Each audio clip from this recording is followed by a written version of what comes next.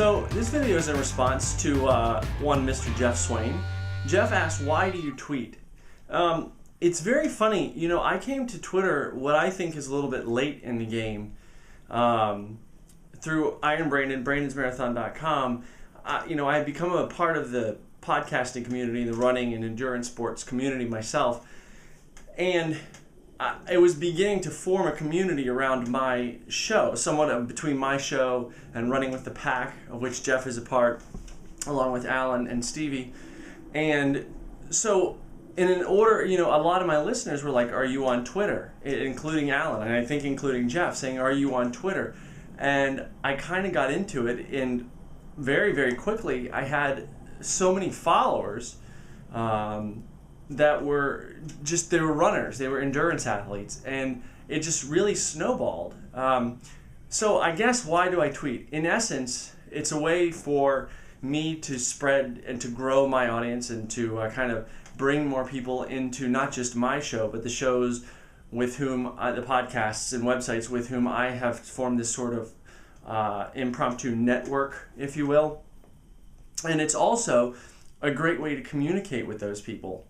And to see what they're doing, because as with my show, as well as with Running with the Pack and other podcasts, a lot of what we do is hear from other people and what other people's races or training is like and how that's going for them. And that's a big part of my show, is that at the end of every show I say, okay, well, I want to hear your race reports or your comments or your questions, and let me know. So I think it's like an instantaneous way to communicate with those people and to get kind of instant feedback. Now, that being said, if somebody sends me a little kind of 140 character race report on Twitter, I still want to get the full out race report, because I don't want to get 50 140 character tweets giving me the blow by blow of your race via Twitter. I want to get it via a written out race report. That's kind of what I like. So that's one reason why I tweet. Another one is that I've become, I want to get answers myself. I found my coach, Jeff, from PRS Fit. I found Jeff, not to be confused with Jeff Swain, I found Jeff Klein, my coach, on Twitter, or he found me, and it's just been, I can't tell you how much I've grown because of it. And, it's just, we all kind of crave, as human beings, we're a social animal, we're a social being. And I think it plays to our instincts and our egos to want to be part of something, to be part of a larger group. And I think the running and endurance, swimming, biking, running, triathlon, endurance sports at large community on Twitter, it's amazing. It's amazing. I get people that I say, on my show, I say, why don't you guys go and join Twitter? And if you don't know what you're doing on Twitter, you don't know who to follow me, and then look at the people who I'm following or who are following me, and chances are you're going to probably already know of like half of them. And if not, you should just go ahead and follow them, because they're all good people. I don't, generally speaking, I'll follow companies like Cannondale, or for instance, one of my sponsors, Sugoi. Sugoi I follow, but Sugoi is kind of unique. Not unique entirely, but Sugoi and Newton Running, who I also wear Newton Running shoes, those two companies aren't just companies that are just tweeting their own stuff. They're companies that play an active role in Twitter. They have conversations with people, and I think that's an important thing too. If you're going to go out on Twitter just to expand your brand, like if I was just there to expand the Iron Brandon podcast and ironbrandon.com, it wouldn't work. People can tell. And people don't like that. People want to have a friend on the other end of the Twitter, if you will. And so companies like Sugoi and companies like Newton Running, these guys have an active conversation. If you say something to Sugoi or you say something to Newton, and just so you know, those two Twitters are twitter.com/Sugoi, Sugoi _apparel, and twitter.com/Sir Isaac, ISAAC.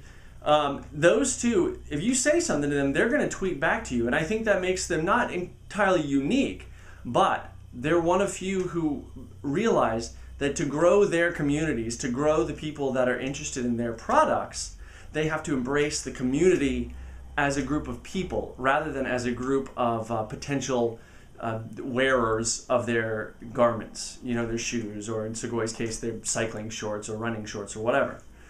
And so, there was a period where I think I was like, well, this is a great way for me to grow Iron Brandon. Just put it out there and, just bombard people.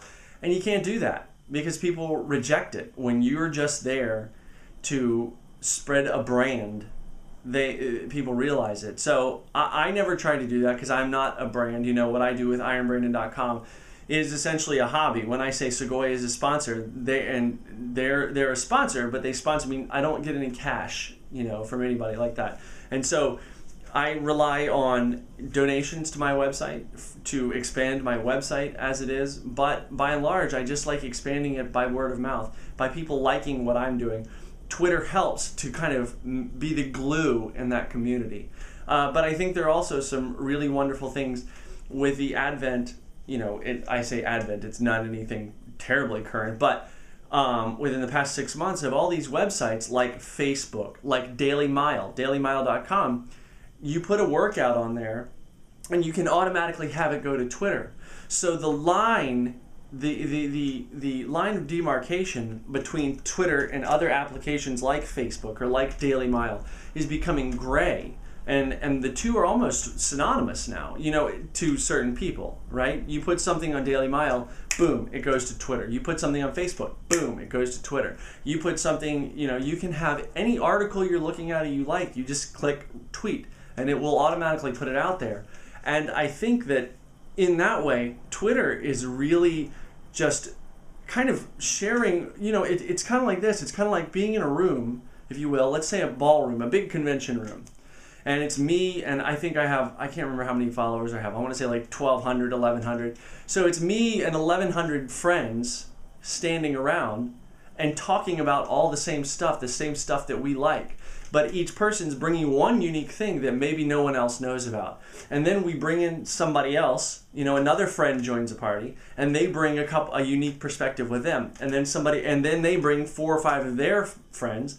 And so all of a sudden you have this snowball effect of information, of things that are in a very similar mindset.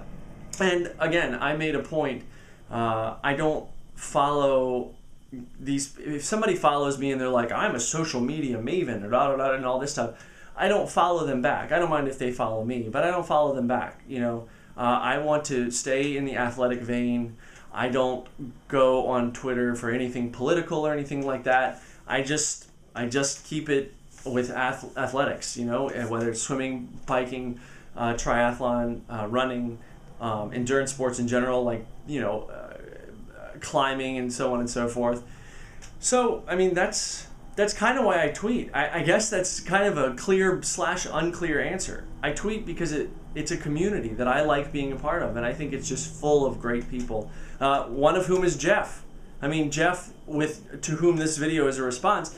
Jeff and Alan and I met, if you will, through their podcast, finding my podcast, and I found their podcast. And it wasn't through Twitter, but then we found each other on Twitter, and I think it was at their behest that I joined Twitter, so I did.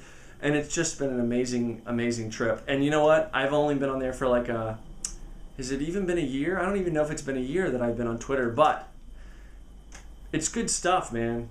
I mean, it's just a way to be friends with people that you can do, boom, 140 characters at a time. What does it take to write that? And people go, oh, I can't tweet, I'm at work. Well, but why? You don't have time while you're at work to say one sentence? So it's something that you can do that's not going to be a huge drain on your productivity. Of course, I've seen some people that I can't see where they do anything but tweet. But by and large, it's not something that's a huge drain on your productivity because it's 140 characters. If you can't put together a 140 character sentence in your head and then type it out in 5 seconds, you probably need to learn to type better. It's just an amazing, amazing tool, and I love it. So I guess that's why I tweet. Thanks, and little shameless plug, go check out IronBrandon.com.